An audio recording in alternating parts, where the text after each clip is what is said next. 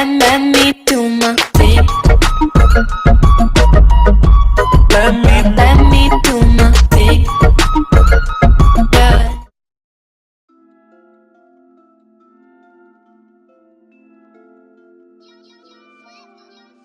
What's up, everybody? It's your boy DC coming to you from the Grindhouse. Welcome in, Hater Nation. It is Trash Talk Tuesdays, Madden Trash Tuesdays, Trash Madden Tuesdays, whatever you want to call it. So we're going to get into it today with the Trash Madden Tuesdays, and what we're going to talk about is the community itself. There is a big problem in this community, and the community has become so toxic. It is unlike any other community that we have ever encountered, simply because this game, Madden, is played by a ton of people that aren't even a part of the community. And it has to deal with somewhat of the community becoming so toxic. And what we're going to talk about is basically what is making it toxic, and just to understand it, we're not going to do our normal. We're not going to trash Madden the game. We're going to trash Madden the community. And what I've seen from this community is it will try and eat its own. Someone that comes up like J Mel, who comes up in the community, and he had a spark when he first started. I remember first viewing this guy, and he had 2,000 subscribers, and then all of a sudden, a few months later, he has 70,000 subscribers, and he's pulling 200 to 250 on his stream. And a lot of people were upset with this because they didn't feel like he did it legitimately. And if you don't know, what you can do out there is you can actually view bot. And if you view bot, it actually brings viewers to your stream.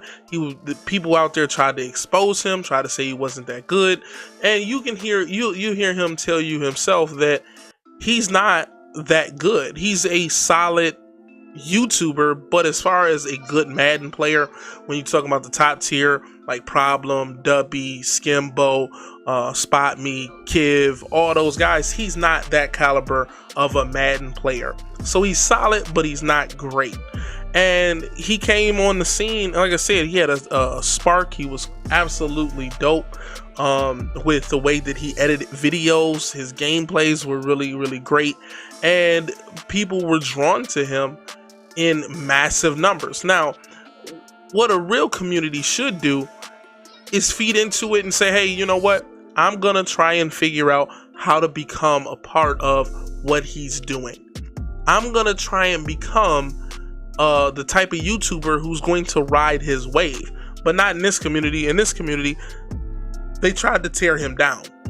And that's a problem. You don't see that from any other community.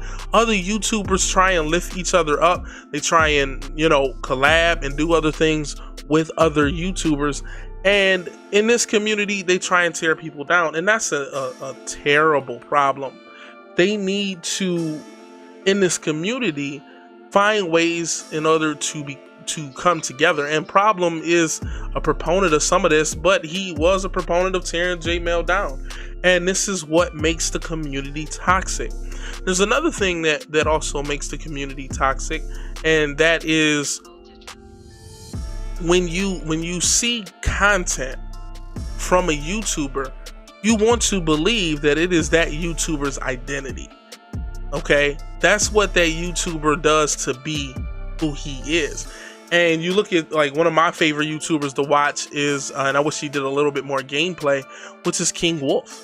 King Wolf does really great content. He has his own identity. He doesn't just sit up there and run tight end angle. He doesn't run wham, even though he was one of the first people I heard talk about the wham. I don't know if he was the originator of the wham, but he was one of the people that I heard talk about it and say, yo, this play is really good. I really like that kind of YouTuber because he has his own identity.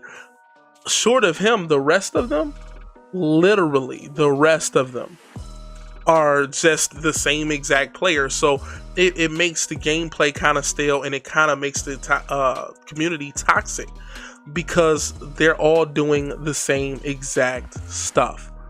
So what I would like to do is challenge these YouTubers to come up with your own kind of content. Don't always run tight end angle. Don't always run to the bunch. Don't always run to the wham. Don't always run to the pitch and using more pitch.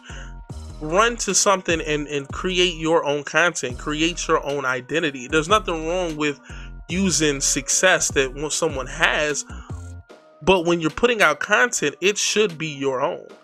It shouldn't be, okay, well, J-Mail is running these kind of plays, so let me run these kind of plays because he's having success with it and I can win games. I can put out my own content. That's a problem. That's what makes the community toxic, as well as it's making the game stale.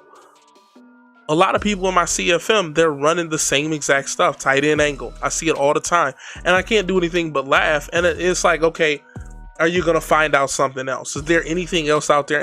And this is what I'm doing.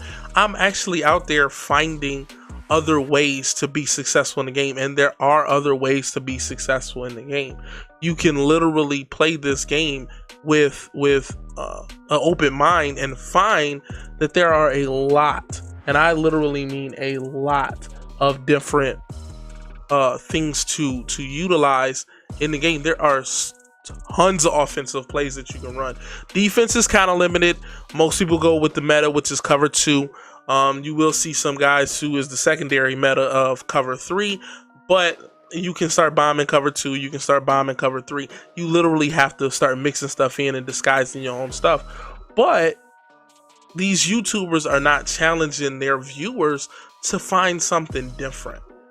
And like I said, that's what I like about King Wolf, because he doesn't just stay on one thing. I would love for him to put out more gameplay, but you know, he has to do what he does for his viewers. So that's the biggest problem. And then what also makes the community toxic is that they complain about things that are not legitimate complaints. You see me, I come up with Trash Madden Tuesdays because I'm literally talking about things that are bad in the game. Things that are not realistic towards what they have done in the past. I'm not expecting this to play like a real game. But what I do expect it to play like is as realistic as possible as previous titles like NCAA 14, Madden 14, Madden 15. Those games play really close to realistic. And sometimes we forget, because it's 3 and 4 titles ago, we forget how well it actually played when you've seen certain plays. If you go back and check my other videos, you've seen me literally talk about some of the ways that the game should be played. Those are my complaints. Let the game play. Like, if a guy's out of position and he's playing a deep blue and I'm running a C route and you happen to go hard flat and I throw to the C route, and that deep blue, because he has 91 zone, will react faster, get a speed boost, come down and pick the ball off. That never used to happen. This is the kind of stuff that I want to get rid of. If you didn't know, zone play is not realistic. Man-to-man coverage on a rating is not realistic. Physical is realistic. Going off, okay, well, I have a DB who's 6 foot and I have a wide receiver who's 6'5". I throw a high point pass to him, and a good portion of the time, he should come down with the ball. I would say 70%. 70% is really high. But that doesn't happen. You see all these players and they are basically the same exact player, just with different ratings. And what does that mean? So if I had a wide receiver who had the same kind of attributes as Randy Moss, he would be a Randy Moss type player. I have Andre Reed. Andre Reed was a good wide receiver, but he was not doing some of the things that Randy Moss did. So why is he playing like Randy Moss? So what that means is when I tell you, get the players that you like to get, this stuff doesn't even matter.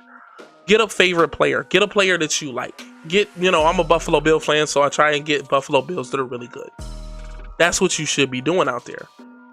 And those are some of the things that I complain about. But these YouTubers out here who create the toxic community, they complain about things that shouldn't even be complained about, like complaining about fumbles. If he has 99 carry, that means he has a 1% chance that he can fumble. Okay, fumbles happen in the real game. And I know it sucks, but they happen. I had a guy in my CFM say that I beat him because I was lucky because I had a fumble. He's like, I outplayed you. Well, I beat you by 4 points, which was 1 touchdown. So one play literally had you outplaying me. Or maybe we played just as good and I got a lucky break, because that is what the game is this a lucky break? I'm tired of people talking about, oh, it's a pay to play system. It is a pay to play system, but that's not something that you should be complaining about, because the real NFL, here's a news flash for you, it's a pay to play system.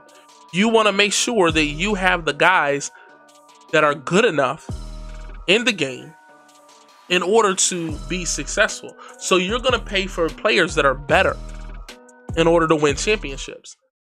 And generally the ones that win championships is the ones who can get the most out of their guys before they hit that big contract. And you've seen Seattle, they had a real great spark, is because they had a lot of young players like Russell Wilson who was playing over what he was making. That's how you become successful in this game.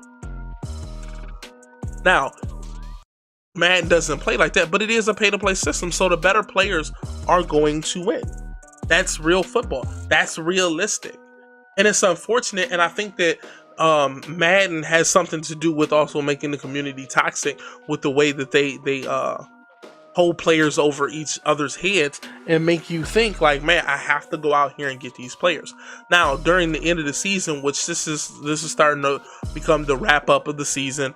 Well, generally when I get into my 4th season in my CFM, like this is the end of it. Like this is the last hurrah. This is, the critical moment where most players are going to drop off.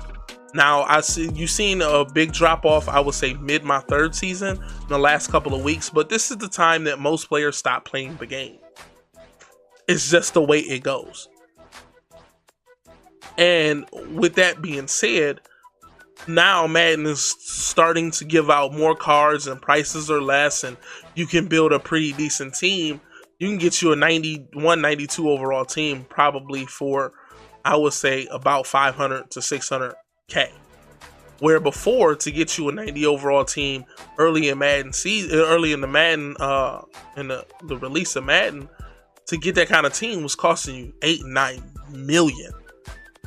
So now it's starting to open up, and that hurts the community a little bit. But the beauty is if y'all know, I have the headhunters. What the purpose of my headhunters is saying that I don't have to have the best team out there. I have a 95 overall team. And understanding how MUT works, it's not like CFM, because you can have a 96 overall team and have a couple of 95 and 96 overall players. You didn't have to have a whole team of 90s in order to have a 90 overall team. That's not how that works. But in MUT, it's a little bit different. In MUT, things definitely change. And this is causing toxicity in the community as well. And the last thing I want to talk about, and what is really, really becoming toxic in this community, is that the pros do the same exact stuff that these YouTubers are doing. You see more pitch, you see more tight end angle, you see everyone running bunch.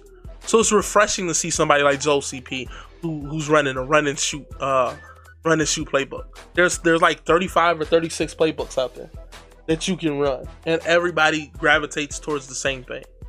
And that really, really makes the game toxic. So to me, this kind of stuff has to stop. It has to improve on where your guys are saying, okay, how can I find other ways to be successful? How can I find other ways to throw off my opponent? And that's all I'm looking for when it comes to these YouTubers. Nobody is doing stuff like this. And it really makes the game for a stale gameplay. That stuff has to improve. We have to improve and say, let's lift up these YouTubers. Let's actually complain about what's wrong with the game instead of complaining about everything else. Oh, my guy is fumbling, so I want to complain. Oh, well, my guy, he threw a bad pass. I watched Blake Bortles play. This is the funniest thing. Now, I was a proponent. I complained about it. I was like, I could throw a 5-yard pass, right? I could throw a 5-yard drag route. And I've seen in the game some of these quarterbacks throwing 5-yard drag routes and they completely throw it in the dirt. I watched the game of Blake Bortles, and in the playoffs, no less. And he threw his first 3 passes, 5-yard passes, in the dirt. And then I had to really sit back and think about what is really realistic. I know that we hate it. I know that we don't want to look and see all these turnovers, or we don't want to see all these crazy fumbles. But it is realistic. Some of the stuff that does bother me in the game is when you are playing against a team and they create a turnover on every drive. That's something to complain about. But stop complaining about simple things like cover 2 turning into man-to-man. You know how to stop it. It's one adjustment, the extra that you have to do. So do it. So do that one adjustment. That's very, very simple. But that's pretty much it, guys. It's your boy DC. Always remember, embrace the hate. I hate everybody. I hate everybody.